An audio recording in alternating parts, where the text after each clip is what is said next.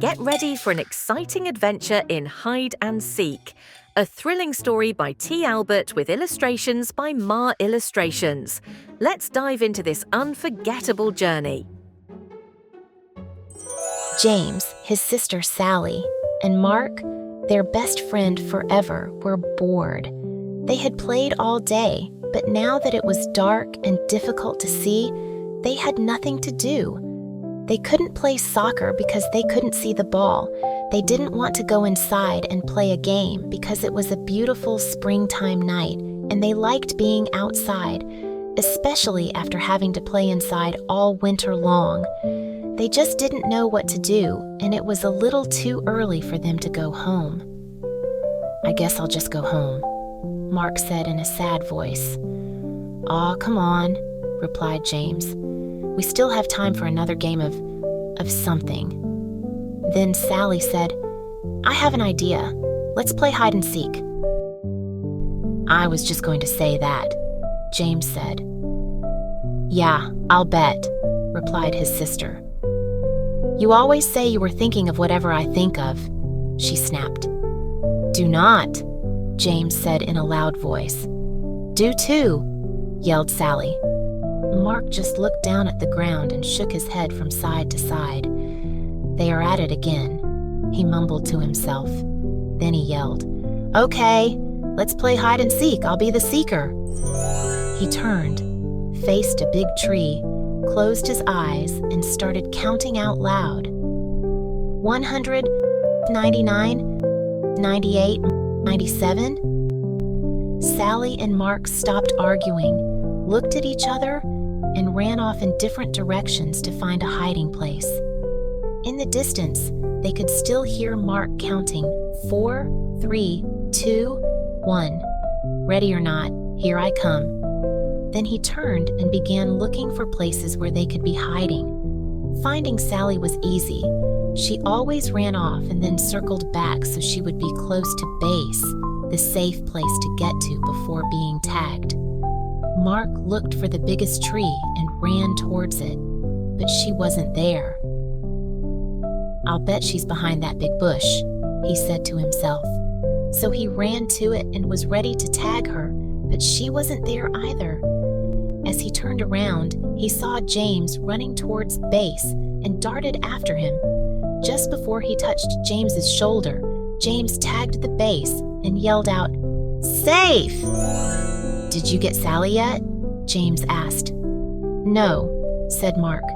"I haven't been able to find her, and it's getting late and we need to be heading home." So both boys yelled out, "Come on out, Sally, it's late." But there was no reply, not even a little snicker from somewhere in the darkness. They yelled again, "Come on out, Sally, it's late." Still, there was no reply from Sally. They began to worry and started searching for her. As they walked around the area, they called out, "Sally, come on, we give up, you're safe." But no matter where they looked or how much they called out, Sally was wondering what had happened. All she could remember was crawling under the big trunk of a fallen tree to hide.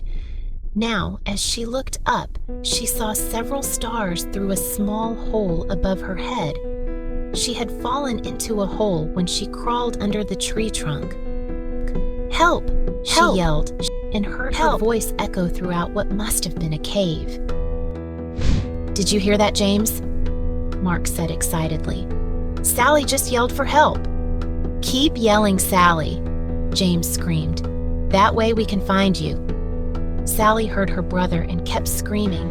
After a short while, the boys were standing next to the big tree trunk. "Hey, are you stuck under this tree?" asked James. "Kind of," Sally yelled. "When I crawled under it to hide, I fell into a cave. Please help me, I'm scared. It's dark and I can't get out." Mark said, "James, you stay with Sally and I will go get my dad." Then he dashed off into the darkness. "Don't be scared," James said. "I am right here with you." "No, you're not," Sally sobbed.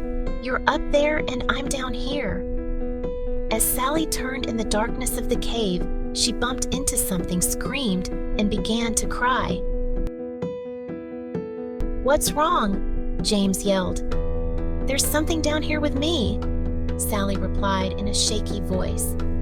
Just then, Mark and his dad came running through the woods. Mark's father knelt down and asked Sally if she was okay. He could hear her crying and sobbing. "Sally, are you hurt?" he asked. "No," she said, "but I'm scared, and there is something down here with me." "Stand back, Sally. I am lowering a rope and will be down with you in a second." Mark's dad tied the rope to the tree, found the hole under the tree trunk, wiggled a bit, and lowered himself into the cave. Sally could see him coming down the rope and stopped crying. Not only was he there, but the cave became brighter from the beam of his flashlight as it danced across the cave's floor and walls. As he reached the floor of the cave, he shone the light on Sally and gave her a big hug. "Don't be frightened," he said. "I'll have you out of here in no time." Then he shone the light around and saw that she had fallen into a small cave, and very close to her, in the middle of the cave, was something wrapped in layers of old blankets. "Mark, James, there's something down here. I am going to tie it to the rope and I want you to pull it out." "Okay," they replied. The boys pulled out the object, untied it, and let the loose end of the rope fall back into the cave. The cave wasn't deep, and Mark's dad boosted Sally over his head so she could crawl out. He then grabbed the rope and with a little jump was able to grab the opening and pull himself out. "Let's go back to my house for a cup of hot tea. I'll call your parents so they aren't worried, and we'll see what treasure Sally found," he said. When they got to Mark's house, they sipped their tea and began unwrapping the treasure. They carefully peeled off layers of old blankets and cloth to reveal a wooden box. They slowly opened it and stared in amazement. "Oh my," Sally said in disbelief. "I don't believe what I'm seeing." The boys and Mark's father just stared. Inside the box were jewels of every color you could imagine. There were diamonds, rubies, sapphires, and emeralds of all shapes and sizes. Intermixed, they could see several gold coins and strands of pearls. "We're rich," the boys screamed. "Not quite," interrupted Mark's father. "Someone could have lost this, and I don't think you should plan on spending any of it until we find out a little more. Besides, Sally found it." "I'll share it," Sally said happily. "That's nice, Sally," replied Mark's dad, "but the right thing to do is contact the authorities." The next day, the four of them and Sally's mother drove to the police station, explained what had happened, and gave the treasure to the police to hold while they conducted their investigation. They left the police station sadly, and even the double-dipped ice cream cones Mark's father bought for them didn't make them smile. They drove back in silence. Several weeks passed with no word from the police. Then, one evening, Mark's father called James, Sally, and their parents. "The police just called, and I think you should come over right now," he said. "I'm afraid there is some bad news about the treasure. The police are on their way, and will explain everything when you get here." Sally and James didn't say much during the ride to Mark's house. Sally thought that since it was bad news, the treasure belonged to someone else, even though they probably lost it. "Whatever happened to finders keepers?" she mumbled. "What did you say, Sally?" her mother asked. "Oh, nothing," Sally replied. Then she let out a long, sad sigh that echoed through the car. When they arrived at Mark's house, the police were there with the treasure box. As Sally entered, the captain introduced himself and said, "Sally, this is yours. Your parents need to sign some papers, but the box and its contents are yours." Sally, Mark, and James shrieked with joy and danced around the room. Then Sally said, "What is the bad news?" The captain smiled and said, "The treasure is worth more money than you can imagine, and with your newfound wealth comes great responsibility." Sally didn't quite understand what the captain was talking about, and right now, it really didn't matter. Mark asked, "Are you going to share?" "Of course," Sally said. "If you and James didn't help me, I might still be there." Several days later, Sally asked everyone over to her house. "I have decided what to do with the money from the treasure after it is sold," she said. "I am giving 1/6 to our mom and dad, 1/6 to Mark's mom and dad, 1/6 to Mark, 1/6 to James, and 1/6 for me." "There is an extra 1/6, Mark proudly stated.